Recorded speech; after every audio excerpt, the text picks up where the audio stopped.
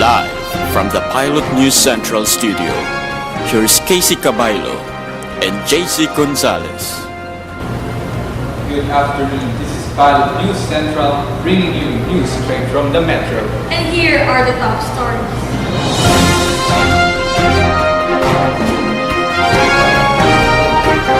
PCSO Board ordered to reimburse 10 million. Department of Customs to enforce law against the importation of used vehicles. Palace welcomes Malaysia's promise to turn over Amalillo. Women selling babies urged to resort to legal adoption.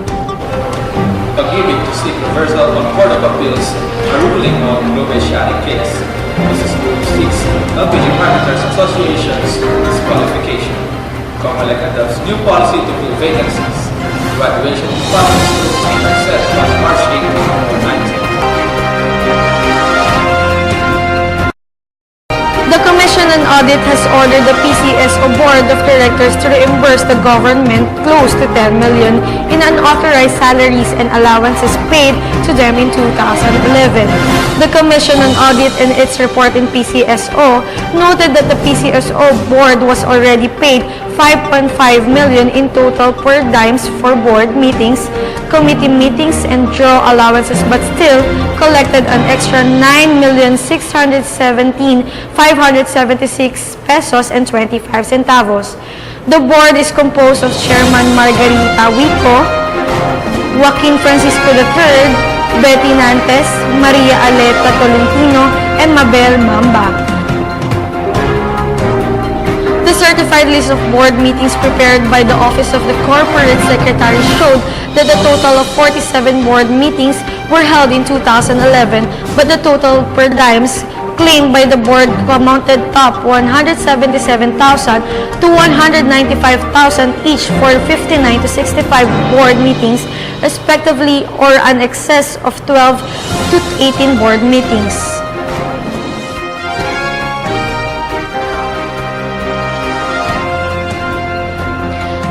Malacanang is leaving it up to the Bureau of Customs to enforce the law against the importation of used vehicles in the country and prosecute violators.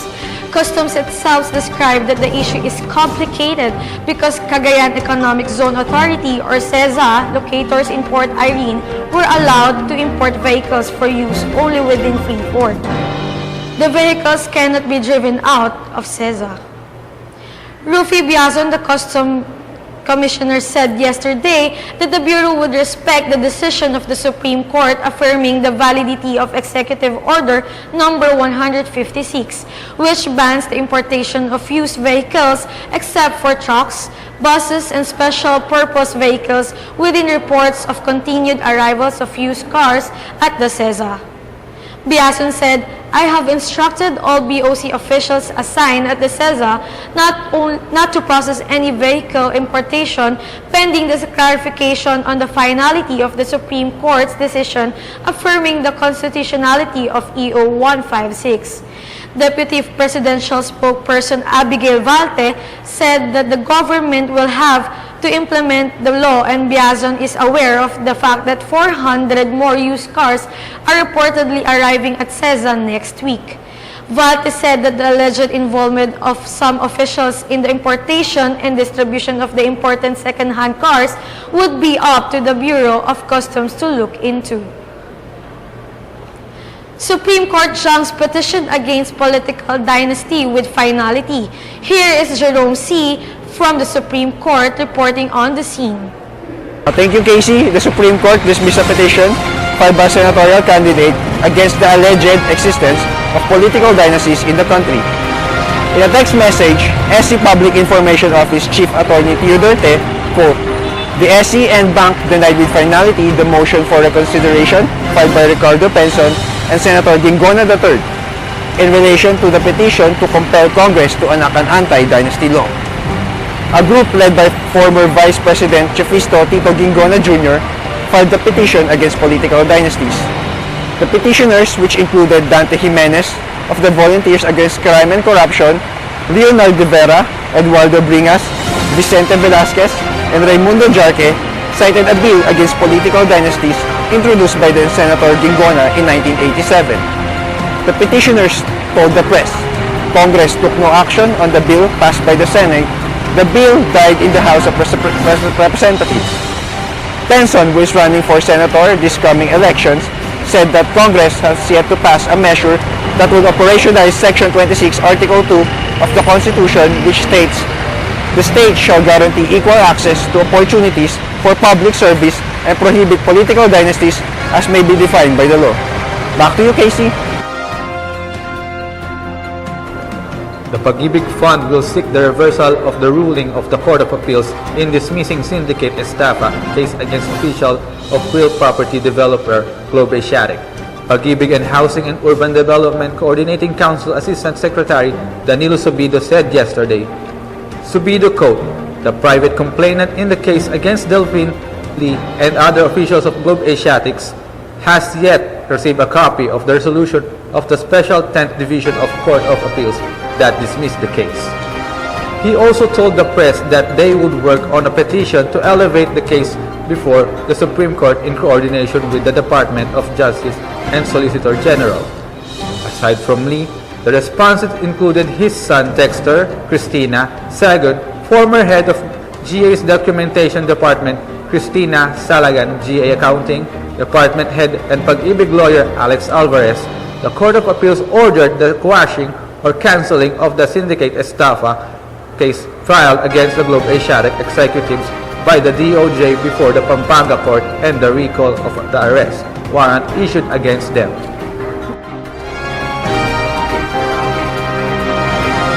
Business Group has insisted on its bid before the Supreme Court for the disqualification of LPG Marketers Association Incorporation from the party list election. The Federation of the Philippine Industries Incorporation asked the High Court to issue a temporary restraining order enjoining the COMELEC from printing LPGMA in the ballots. In a 25-page petition, Federation of the Philippine Industry argued that LPGMA should be disqualified since it does not represent a marginalized and underrepresented sector. It stressed that although the group won a seat in the Congress during the 2010 poll, the COMELEC should strictly implement Section 2 of Republic Act 7941 that states, the state shall promote proportional representation in the election of representatives to the House of Representatives through a party list system of registered national, regional, and sectoral parties or organizations of coalition thereof, which will be enable Filipino citizens belonging to marginalized and underrepresented sectors, organizations, and parties. While LPGMA's contribution in Congress has not been clear, it is obvious that the effect of its election so far is solely to advance the interests of its members vis-a-vis other businessmen engaged in the liquefied petroleum gas business. It has perpetrated and still seeks to perpetuate a basic unfairness that defeats and makes a travesty of proportional representation. Bob Arum predicted Pacquiao to get less than Marquez in 5th round. And here is the latest news in the field of sports, Matt. Thanks, JC. Boxing promoter Bob Arum said Mexico's Juan Manuel Marquez will get the bigger piece of the pie if he signs up to fight Manny Pacquiao again. Marquez won over the Filipino superstar the last time they fought, so it's just logical that the Mexican gets the bigger share in the next bout, said the top-ranked CEO. He won the last time, so he is entitled to get more, Arum told Manila Bulletin's Nick Pionco. Marquez is said to be amenable to battle Pacquiao again, contrary to his earlier pronouncements. Arum said the Mexican is willing to fight the Filipino, provided that he'll get a substantial raise in his fight first. Both fighters map out plans to return to the ring in September. Arum said he'll start working on the details before he starts presenting offers to both camps. Marquez told me that he wants everything to be settled by April, he quotes. Arum earlier said Pacquiao-Marquez fight could turn out to be one of the most lucrative fights in boxing history, following Marquez's stunning knockout win over Pacquiao. Arum also quote, "Number 5 is now the biggest fight in boxing, bigger than Pacquiao-Mayweather."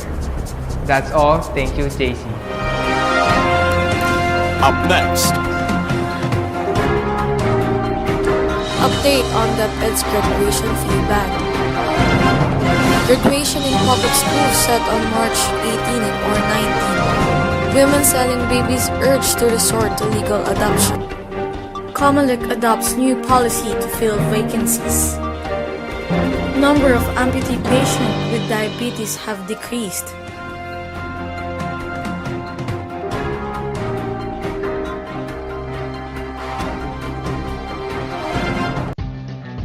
Discover how precious natural ingredients are handpicked, tested, and made more powerful by Sunsilk hair experts to create a unique blend of 5 natural oils now infused into new Sunsilk.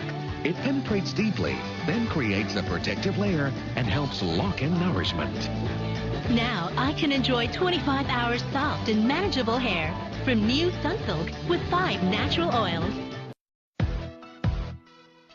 Mula man sa Luzon, Visayas o Mindanao, Gandang Pilipina, gandang natural, alagang may choice ka, gandang natural, buhok walang buhaghas, sobrang straight ang dula.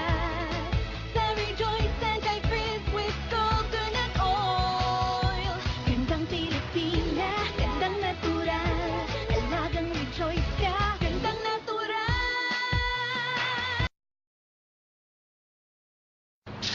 handa, inom, gawa! May magagawa na tayo sa ating mundo.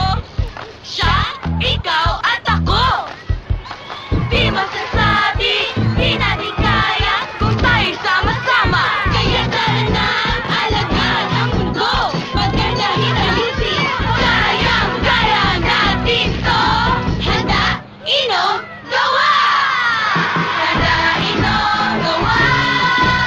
Handa, inom, gawa! Handa, inom, gawa! Handa, inom, gawa! Handa, inom, gawa! Iba-iba ang galing! Listen to me. I repeat, don't you ever let your wife, your girlfriend, or your sister discover Zalora.com.ph. You know that huge online fashion store? Shoes, clothes, bags, thousands of items, hundreds of brands. And the worst thing is, they ship them and return them for free.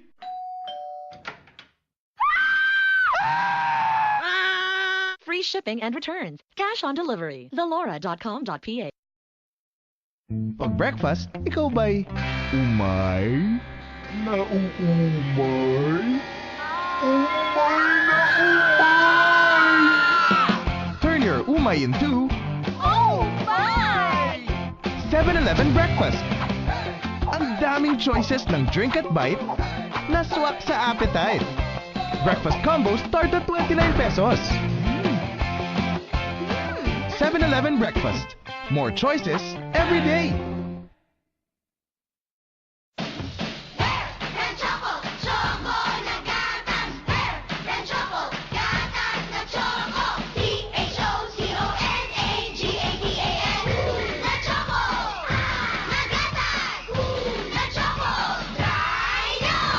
Bear Brand Choco. May sarap ng choco at gatas na may tibay resistensya nutrients. B-E-A-R-B-R-A-N-D, Choco, yeah! Gatas na Choco, na gatas tayo! Nestle, good food, good life.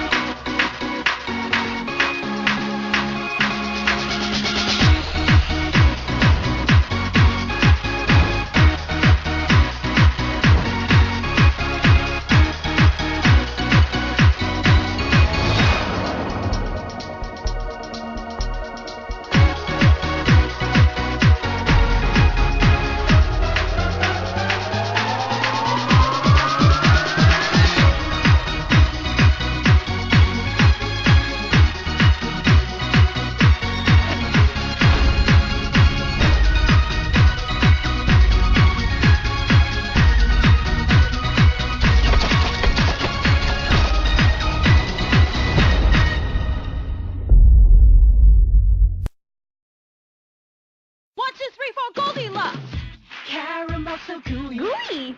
Caramel so chewy. Chewy! Goldilocks so creamy, caramelly. Caramel so licky. Licky! Caramel so kissy. Kissy! Goldilocks so creamy, caramelly. New luscious caramel cake and other exclusive treats na walang kasing caramel. Lahat Goldie Best. Goldilocks so creamy, caramelly. Basta caramel, you're the one, Goldilocks. Thank you. See you soon.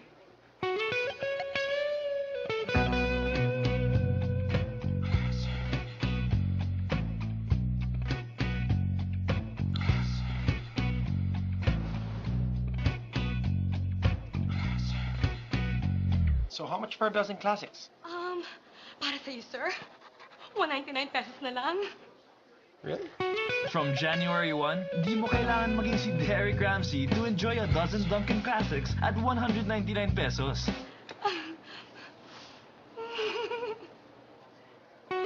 There's only Dunkin' Donuts for me.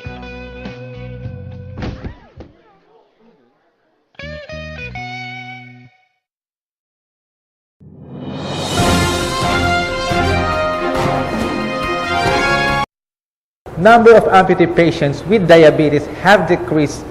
Here's the recent update in health news. Marife.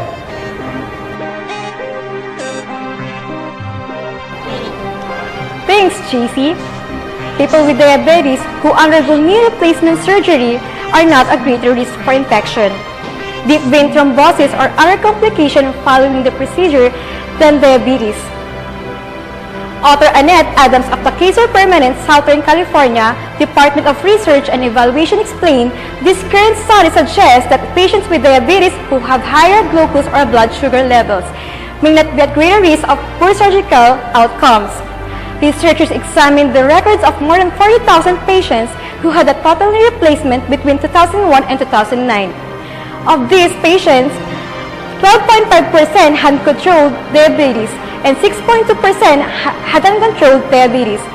The investigator found that 1.1% of these patients had revision surgery and 0.7% developed a deep infection. There was no significant increase in the risk for complication after total knee replacement for a patient with uncontrolled and controlled diabetes compared to those who did not have the disease, the study author found, according to Mary Elizabeth Dallas. Back to you, JC.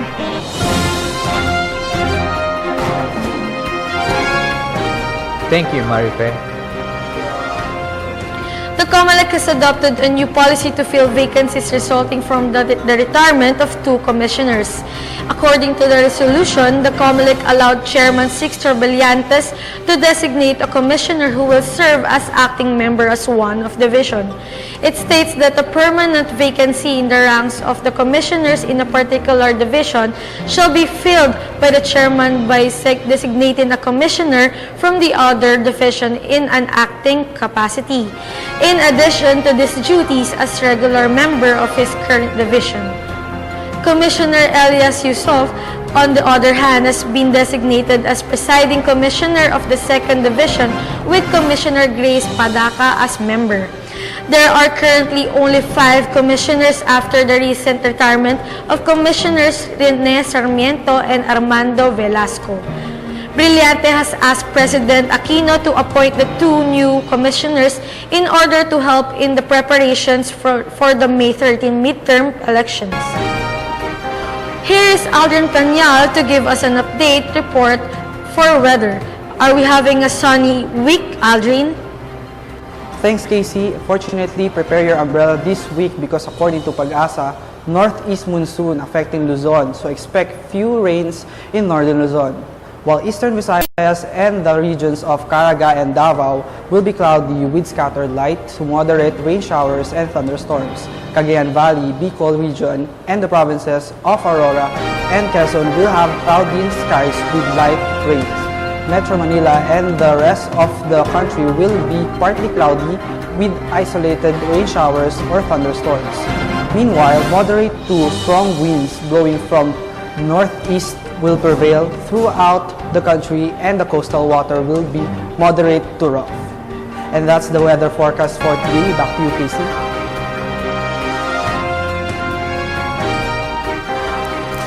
Up next, Ben Affleck's Argo took Best Picture at Oscars, Magnum introduces new flavors with their ambassadors. Update on DepEd's graduation fee ban. Graduation in public schools set on March 18 or 19. Women selling babies urged to resort to legal adoption.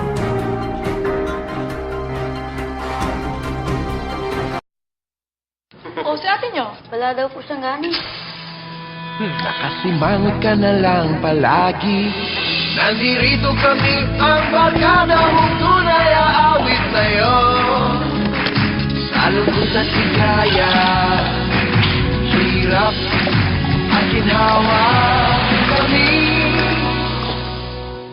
Kasama mo. Dapat sumala si ate.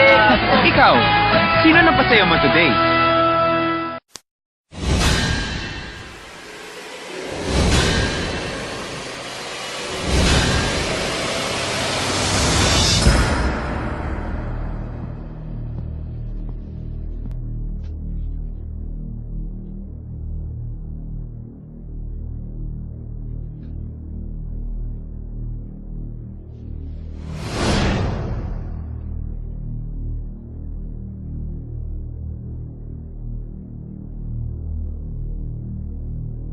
That might have been more extensive than extended.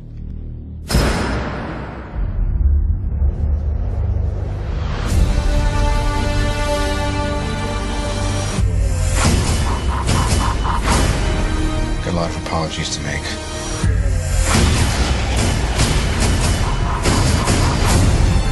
I'm so sorry I put you in harm's way.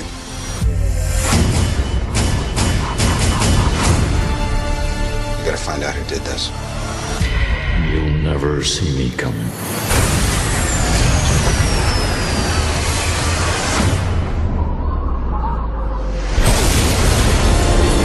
How many in the air, Jarvis? 13, sir. How many can I carry? 4. Oh, boy.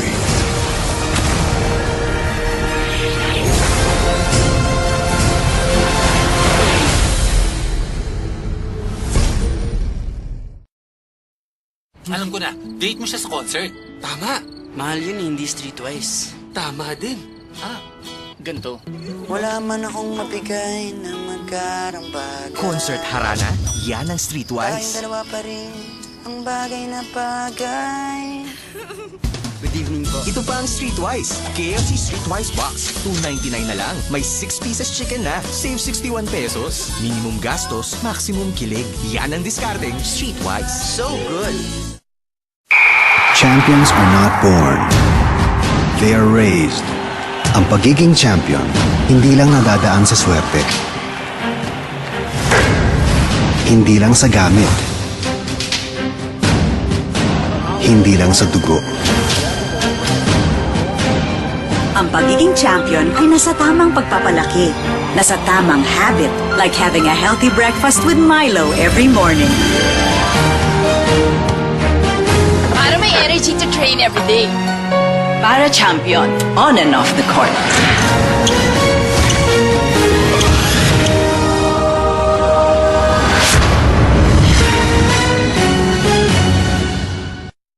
These days, kailangan ng magtipid. Pero ayokong tinitipid ang anak ko. At hindi dapat. We need to give them our best.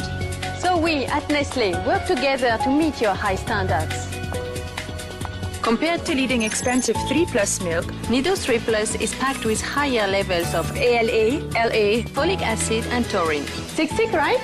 Sick with DHA and essential nutrients. And it's the only one that's sick with Prebio 3 and Lactobacillus protectus. The best of Nestle science in every glass.